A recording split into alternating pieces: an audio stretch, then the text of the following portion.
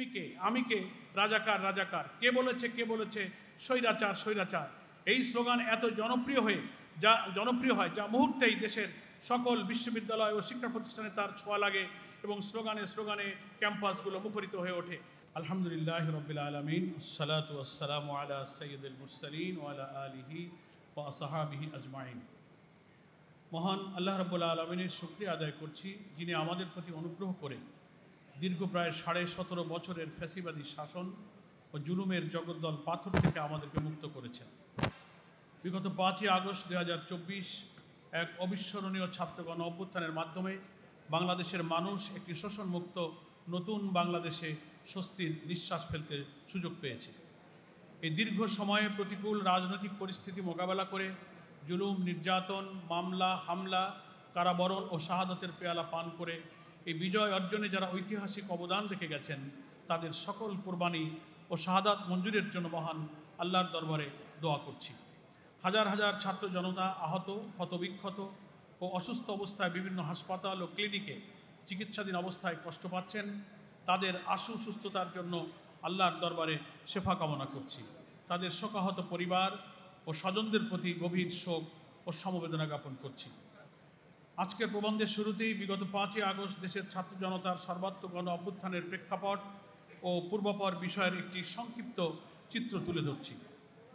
2006 সালের 28শে অক্টোবরে খুনি হাসিনার নির্দেশে লগি বৈঠা দিয়ে রাজধানীর পল্টনে প্রকাশ্য দিবালোকে নিষ্ঠুর ও লোমহর্ষকভাবে 6 জন জামাত ইসলামী ও ছাত্র শিবিরের নেতাকর্মীকে হত্যা ও অসংখ্য ভাইকে আহত করার মাধ্যমে ফ্যাসিবাদী তাণ্ডবের ঘৃণ্য সূচনা হয় এবং বাংলাদেশ তার রাজনীতির গতিপথ হারাতে থাকে। এরই ধারাবাহিকতায় বিগত 2009 সাল থেকে আওয়ামী ফ্যাসিস্ট সরকার ক্ষমতায় বসেই আধিপত্যবাদী শক্তির সেবাদাস হিসেবে এদেশের মানুষের উপরে সীমাহীন জুলুম, দুর্নীতি, লুটপাট, খুন, গুম, রাষ্ট্রযন্ত্রের সর্বনাশা দলীয়করণ, বিরোধী রাজনৈতিক দলের উপর মিথ্যা মামলা, সকল গণতান্ত্রিক ও সাংবিধানিক অধিকার তথা ভোটাধিকার হরণ করে ইতিহাসের কলঙ্কিত এক স্বৈর শাসক হিসেবে চেপে বসেছিল। 2024 সালের 5ই আগস্ট পর্যন্ত আমাদের প্রিয় এই জন্মভূমির আর্থসামাজিক অবস্থা, শিক্ষা, সংস্কৃতি, ইসলামী মূল্যবোধ তথা আমাদের স্বতন্ত্র জাতিসত্তাকে তিলে তিলে ধ্বংস করে এক সর্বনাশা পরিণতিতে পৌঁছে দিয়েছে।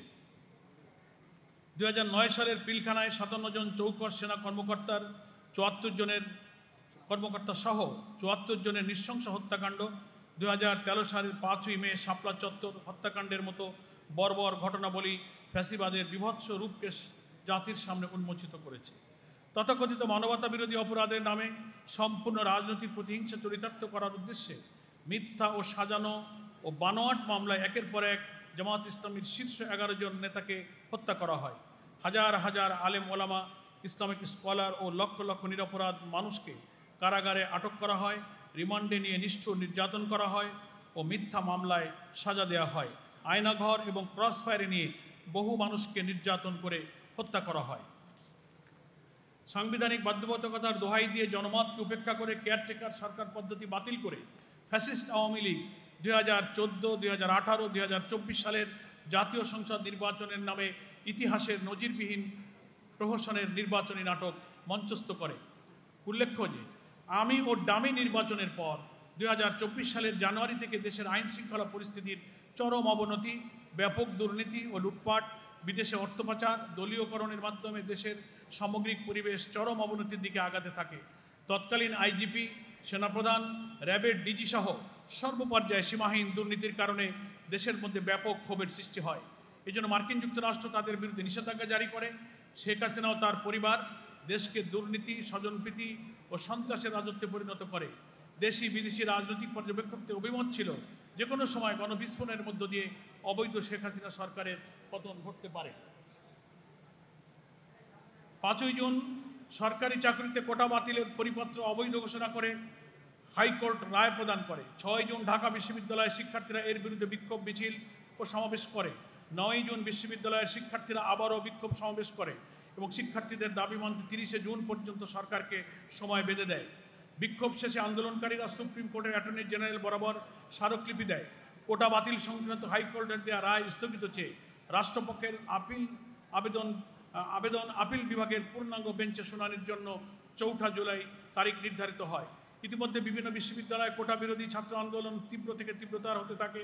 ঢাকা বিশ্ববিদ্যালয় সহ বিভিন্ন বিশ্ববিদ্যালয়ের বৈষম্য বিরোধী ছাত্র আন্দোলনের শিক্ষার্থীরা শাহবাগ অবরোধ করে।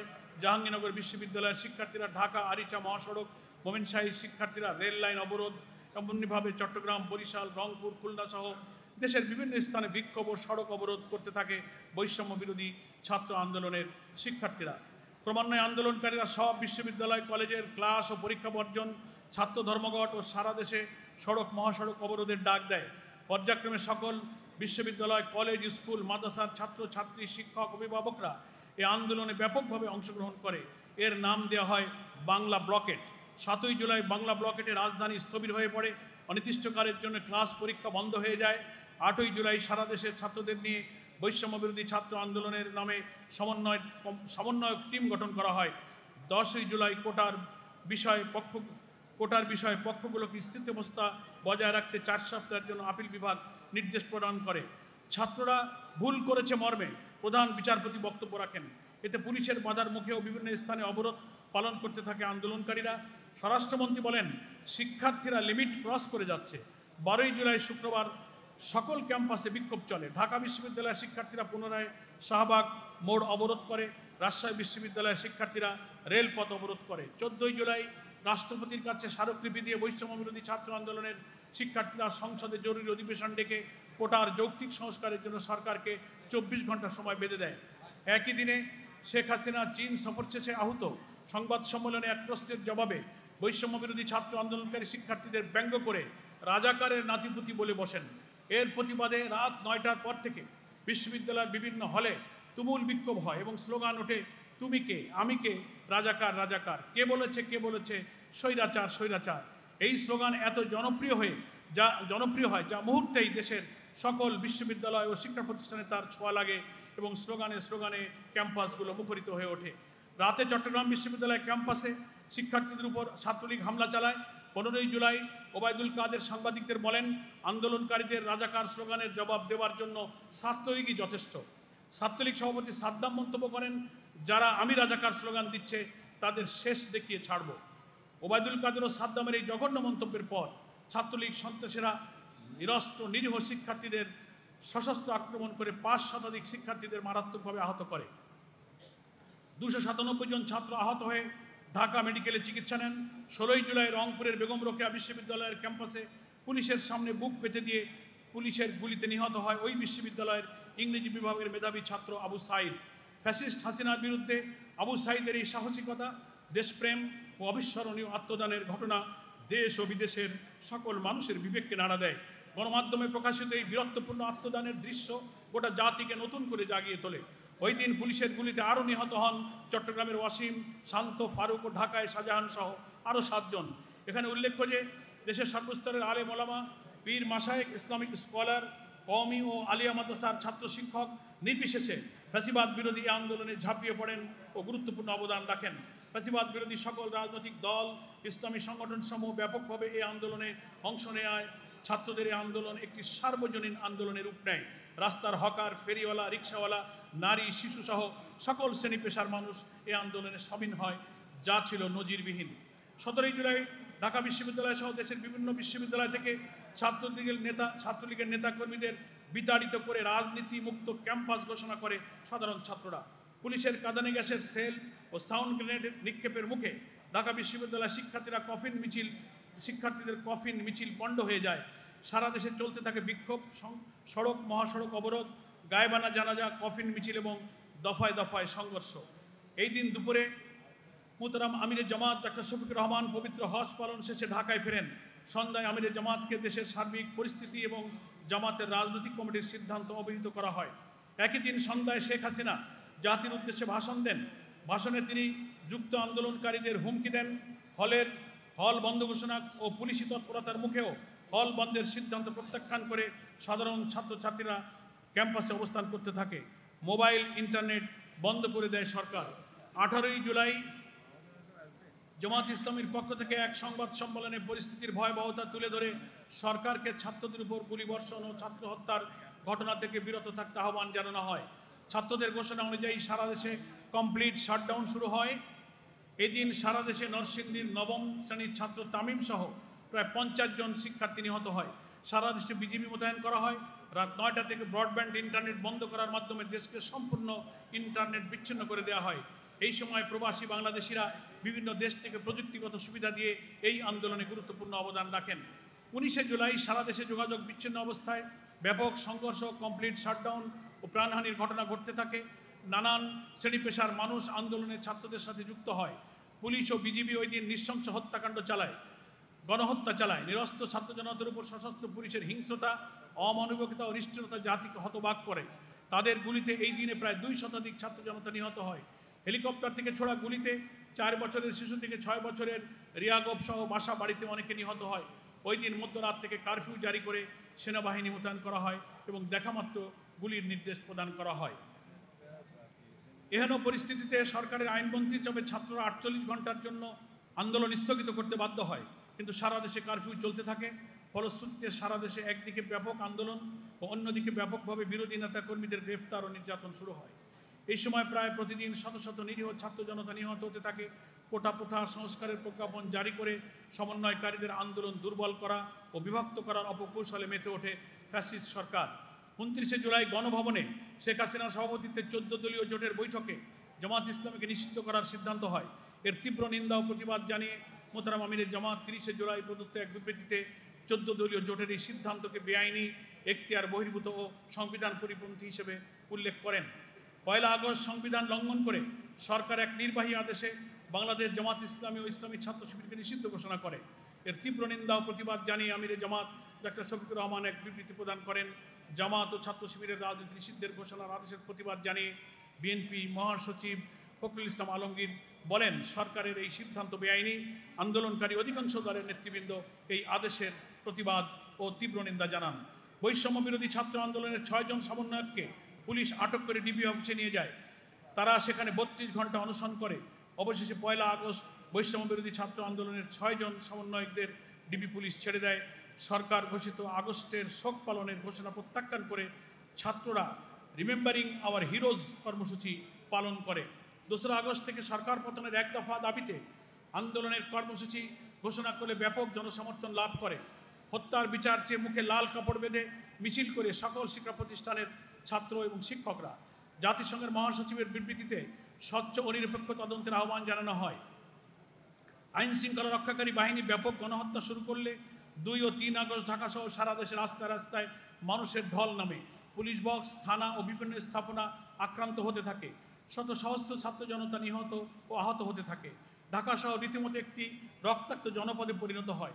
এমনি পরিস্থিতিতে 3রা আগস্ট রাতে সেনাবাহিনীর জনগণের উপরে গুলি না চালানোর সিদ্ধান্ত গ্রহণ করে।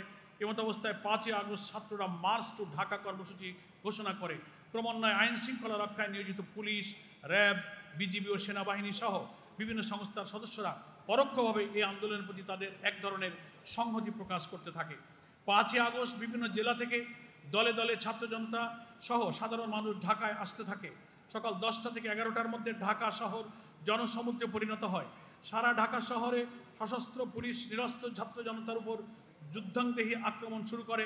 সেনাবাহিনী ছাত্র জনতার উপরে গুলি চালাতে অপারগতা প্রকাশ করে এবং শেখ হাসিনাকে ক্ষমতা ত্যাগের জন্য সময় বেঁধে দেয়।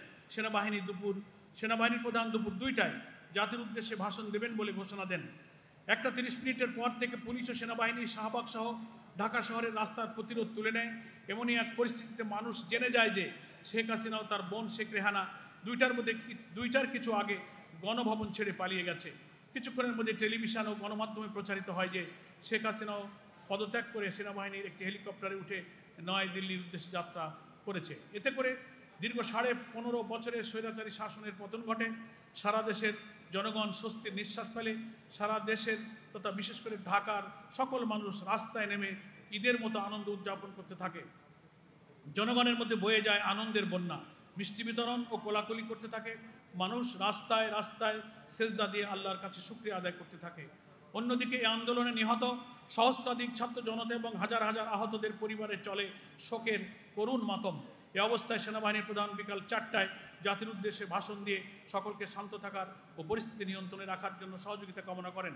তিনি আনুষ্ঠানিকভাবে শেখ হাসিনার পদত্যাগ ও অন্তর্বর্তীকালীন সরকার গঠনের ঘোষণা দেন। রাজধানীর উচ্ছ্বসিত জনতার একাংশ গণভবনে গিয়ে আনন্দ উল্লাস করে। সেদিনও পুলিশের গুলিতে প্রায় 200 ছাত্র জনতা নিহত হয়। 6ই আগস্ট থেকে কারাগারে আটক নেতাকর্মীরা মুক্তি লাভ করতে থাকেন। 8ই আগস্ট রাত 9টায় অন্তর্বর্তীকালীন সরকারের প্রধান হিসেবে ডক্টর মোহাম্মদ ইউনূস শপথ গ্রহণ করেন এবং একটি উপদেষ্টা পরিষদ গঠন করা হয়। প্রত্যাশা 24-এর মাধ্যমে আমরা এক নতুন পথে যাত্রা শুরু করেছি। আমরা একটি নতুন বাংলাদেশের স্বপ্ন দেখছি, যেখানে লুটপাট, অর্থ পাচার, দারিদ্র্য, বেকারত্ব, সন্ত্রাস, অবিচার ও বৈষম্য ও ভিন্নমত দমন থাকবে না। আমাদের জাতিসত্তা ও মূল্যবোধ বিরোধী আধিপত্যবাদীদের সেবাদাস কোনো কর্তৃত্ববাদী শাসন থাকবে না। দুর্নীতিমুক্ত, বৈষম্যহীন এবং ইনসাফপূর্ণ একটি সুষম অর্থনীতির কাঠামো গড়ে তুলতে হবে। প্রাকৃতিক সম্পদে প্রাচুর্য ভরা আমাদের এই কৃষিকে উন্নত প্রযুক্তির সমন্বয়ে অর্থনীতির মূল নিয়ামকে পরিণত করতে হবে। রাজনৈতিক দলসমূহের মধ্যে প্রয়োজনীয় সংস্কার, ভিন্ন মতের প্রতি শ্রদ্ধা এবং পারস্পরিক সহমর্মিতার সংস্কৃতি গড়ে তুলতে হবে।